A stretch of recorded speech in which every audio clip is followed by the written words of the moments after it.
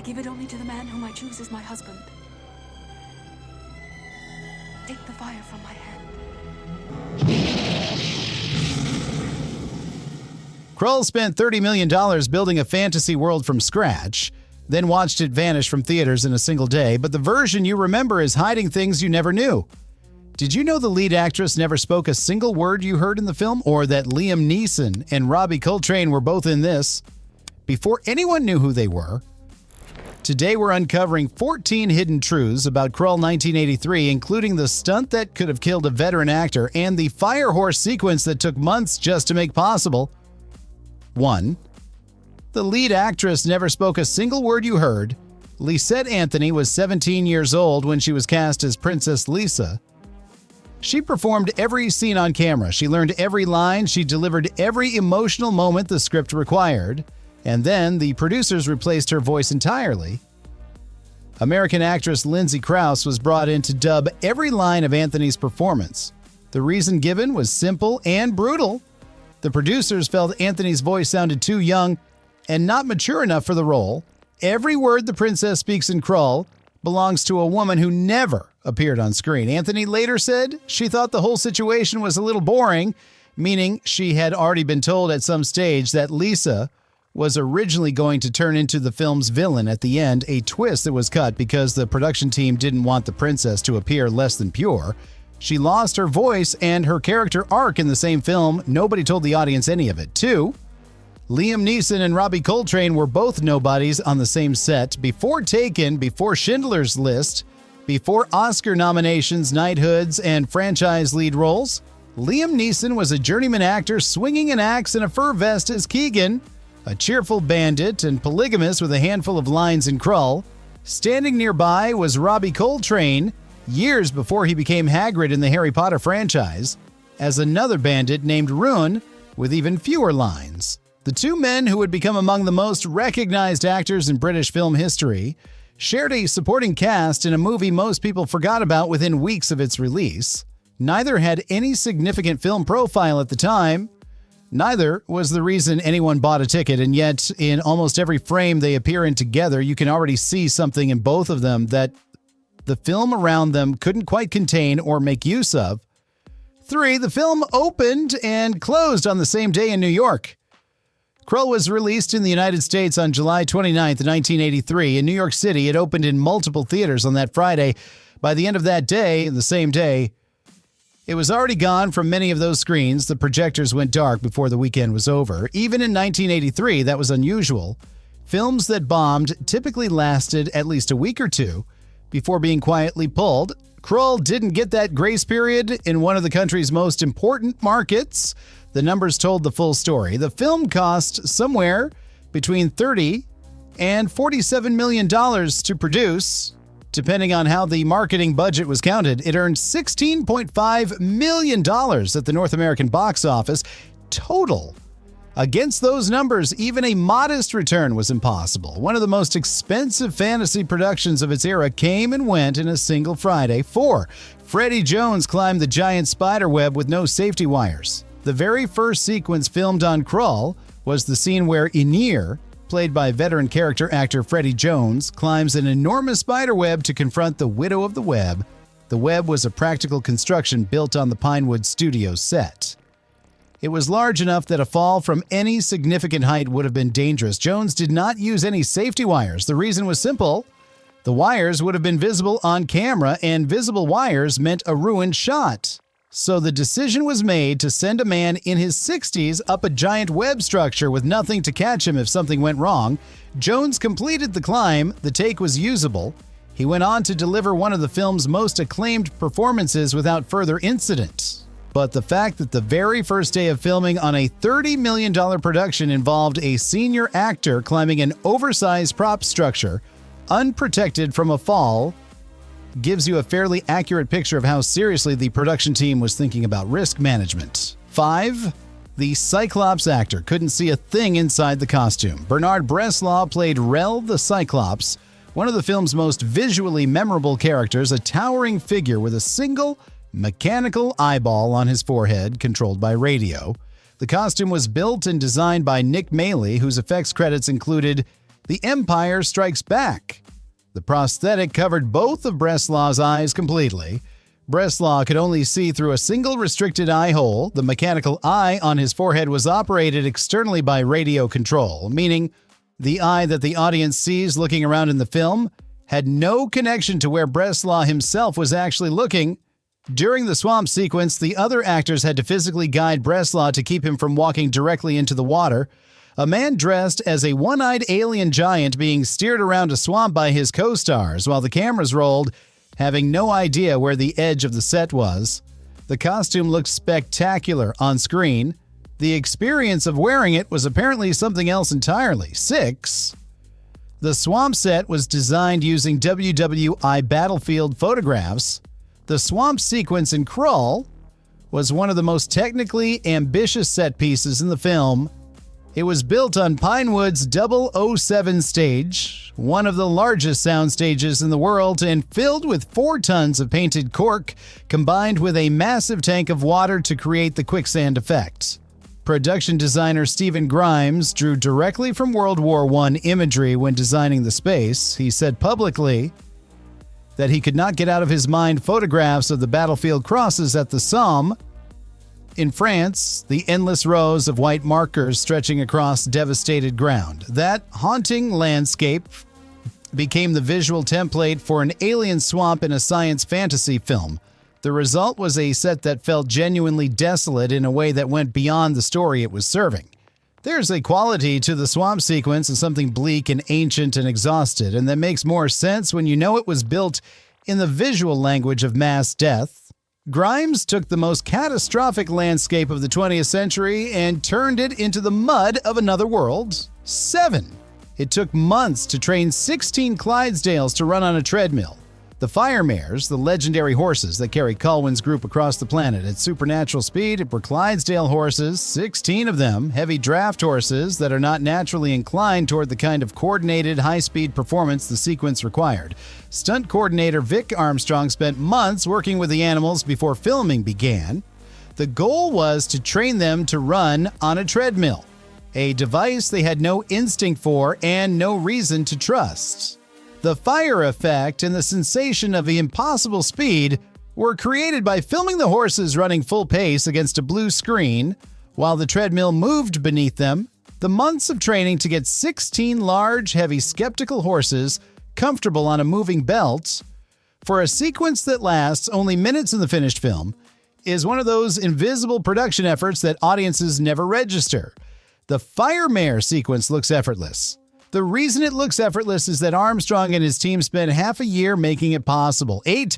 The spider in the Widow of the Web scene took 60 days just to animate. The crystal spider, the creature that guards the Widow of the Web, was created by stop-motion animator Steve Archer, who had previously worked on Clash of the Titans. Archer spent 60 days working on the spider sequence alone. 2 weeks of that time went toward building and then discarding the first model of the creature, which was later redesigned from scratch. The final spider was built from plexiglass with solid legs, a hollow abdomen, and 8 black plastic eyes. Every frame of its movement was animated individually at 24 frames per second. 60 days of animation work translates into a relatively short amount of screen time. Stop-motion animation of that period required extraordinary patience. The creature had to be physically moved by fractions of an inch between each individual frame, with the animator working by hand on a fixed set with no ability to preview the motion in real time. 60 days of that for a single scene on a film that would lose most of its budget at the box office. 9. The director of Bullitt made this film on purpose. Peter Yates is best remembered for directing Bullitt, the 1968 Steve McQueen film that contains what many consider the greatest car chase ever put on screen.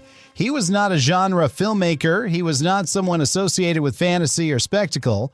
He took Krull deliberately. He described the project in a 1983 interview as a rare film that could take full advantage of contemporary special effects techniques, and said it differed from everything he had previously made in that he would have to build the entire world from imagination rather than research. He was intrigued by that constraint and saw it as a genuine creative challenge.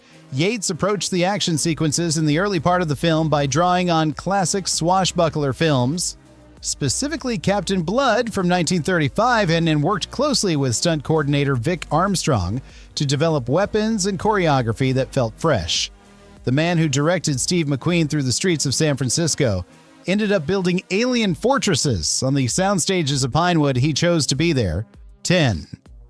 The film's original title promised dragons that never appeared. For a significant portion of its development, Krull was not called Krull. The working title was The Dragons of Krull, a name chosen to tap directly into the early 1980s sword and sorcery craze that had been building since the success of films like Conan the Barbarian. There are no dragons in Krull. There were never going to be any dragons in Krull. The dragons were a marketing concept attached to a title, not a story element. As the screenplay went through multiple drafts and transformed from a medieval adventure into a full science fantasy hybrid, the dragons remained firmly in the title and nowhere else. By the time the film reached production, the title had been shortened to simply Krull.